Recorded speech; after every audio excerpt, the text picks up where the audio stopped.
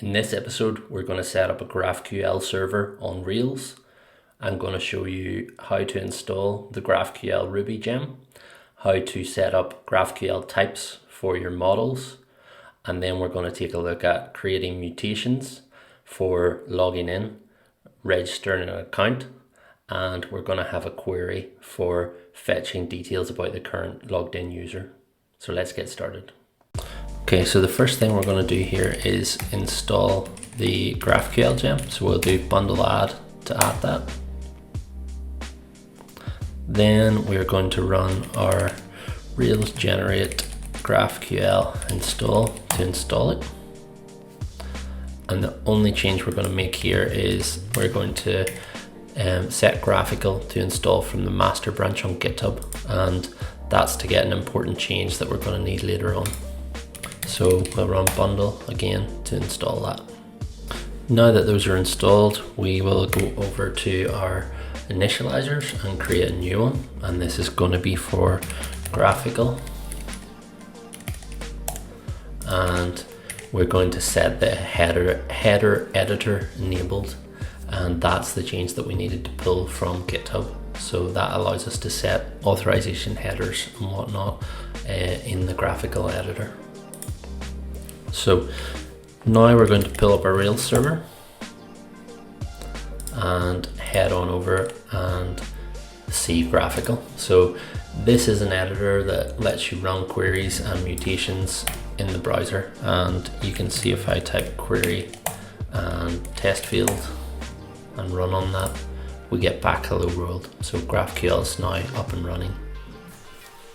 Now the next thing that you're going to hear is about queries and mutations. So queries fetch data, and mutations, as the name suggests, mutate it. So our login and register are both going to be mutations, and just before we take a look at those, we're going to set up an account type. So we're going to go through and use a GraphQL generator here. So we're going to say Rails generate GraphQL object, and we're going to say it's account. Now if we open this object, you can see that it's automatically pulled all the fields from active record for us, and the only one that we need to make an adjustment to is this account type. So it's come through as types enum type, but that won't actually work. We need to define the enum explicitly. So we're going to go in here and create a new type. So this is going to be named account type, which I know is a little confusing, and I'm just going to paste it in here to save a bit of time. So we have an enum essentially with value of individual or company, and now we can take this, go back to our account type and just change that across. So that's our account type set up. The next thing we're going to do is go to our mutation type, and this is where all our mutations are defined. So we've got this test field one in, so we're going to take this out. So the first thing you're going to see here is we have our field login, which is our mutation, and we have a Ruby method defined that will implement that. The second piece is the return type, which is what we just set up, account type, and that's not allowed to be null. So it will either return an account or GraphQL will throw an error. Now we take an email and a password in this login mutation.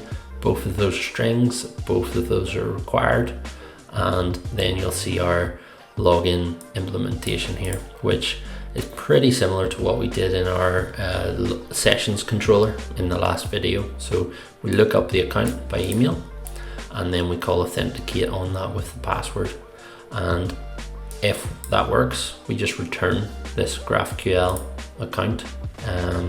Otherwise, we raise an error and say invalid email or password. So we'll save those changes, and we'll go across to our editor here and try that out. So we'll say mutation login, and then we'll call the name of, oh, we're going to need to reload this page, and then we'll call the name of that. So you can say login, and as you can see, it's giving us type hints here. So we've got email, and I can say then pete@example.com, and then we can say password, and I'm just going to say bad, so that's invalid. Now we can select what fields we want to pull back. So we might want the ID, email, name, and you can see all of this is auto completed. So we'll hit play on that query, and you'll see we get back data null and an invalid email or password error from GraphQL. So now I'm going to put in the actual password and hit play, and now you can see no errors, and we get back data login with our ID, email and name. And if I take out those two fields and run it, you can see we only get back exactly what we asked for. So it keeps the data transfer quite light for the client. Now we're going to do the same for register. So it also returns an account type, and it just takes a lot more arguments. So it takes all the same arguments our registration form does. So we have the register method, and we're just splatting those keyword arguments, so we can pass them all into the account here. And then if that account saves, we return it. If it doesn't, we're just returning a GraphQL error saying register failed. We probably want to do something a bit more in depth with that, but for now this will do. And we can go to our browser and say mutation, copy that, let's say mutation register, and we're going to need to reload this. And then we can say account type individual, email, 2@example.com, password, and we'll say name 2, and let's add in params, so we'll want just the ID back. And then we'll run our register mutation. So you'll see we get back register failed, and that's because we need a date of birth, and so that's showing that it won't create without that. So we can put in here and just say 1990-0101 and replay that, and as you can see that's worked, and we've got back our ID, which is great. So that's login and register working. Just going to remove that query, and that one still works. So what we need to do next is create a token that we can use to authenticate with. So what we're going to use for this is Rails Global ID, and this enables us to create a signed global ID that's cryptographically secure, and you can send that in plain text across the internet, and then use that to look up our account again. So you'll find the docs for that available at /rails/global-id. So now we're going to go to our account model, and we're going to add in an adder accessor for this token. So this enables it to be in memory, and we don't want to store this in the database, and we also only want to set this on the login and registration endpoints. We don't want to allow you to reveal the token, because you might accidentally get a hold of somebody else's token, and that would be bad. So we can go back to our GraphQL account type, and we're also going to add in a field then for token, which is allowed to be null, and most of the time it will be. So now then, in our mutation type, we can go in and we can add this token in. So if you log in, we're going to set the token, and it's a signed global ID. It expires in 12 hours. So after that, you'll need to log in again, and we're setting the scope to GraphQL.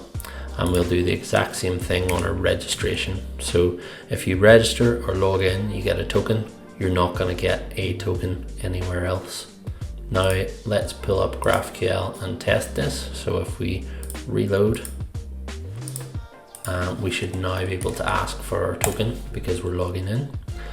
And as you can see, we now get back a token.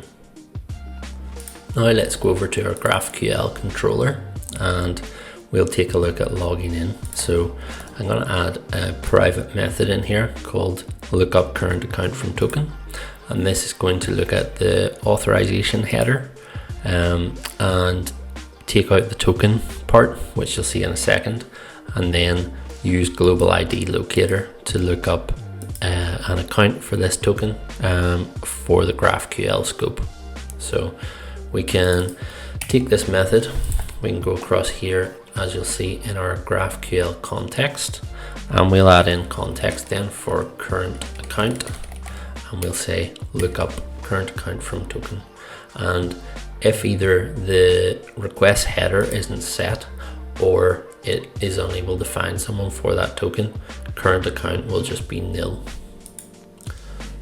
Now we can go across to our base object in GraphQL, and our queries and mutations both inherit from this. So we can go through and add in some helpers. So we'll add in a current account helper, which will look up the context for current account, and we'll add in this authenticate helper, which if there is no current account set, will throw a GraphQL error for authentication field. So now we can go across to our queries, and now we'll update this query to be called me, and the same with the method here. And we will give it a description saying details on the authenticated account. And then what that's going to return is going to be our types account type. And then we can come in here and say authenticate, and then also just return the current account. And now let's go across to our GraphQL. Let's reload this. We'll run login first so we can grab this token, and we can copy that. Then we can go in and do query me, and then let's say give us back the ID, the email, and the name. And if we run this, we get authentication field, you must be signed in. However, if we go to our request headers and we add in authorization, and then we say token and paste in our token, and now if we rerun this, our me query works and we get back the details about the currently logged in user. So in our clients, we just need to set the authorization header and our token, and that's how we authenticate with a GraphQL API. So I hope that was useful, and in the next video we're going to take a look at testing these GraphQL queries and mutations using RSpec. So stay tuned for that, and if you like this video and want to see more, please subscribe. Thanks.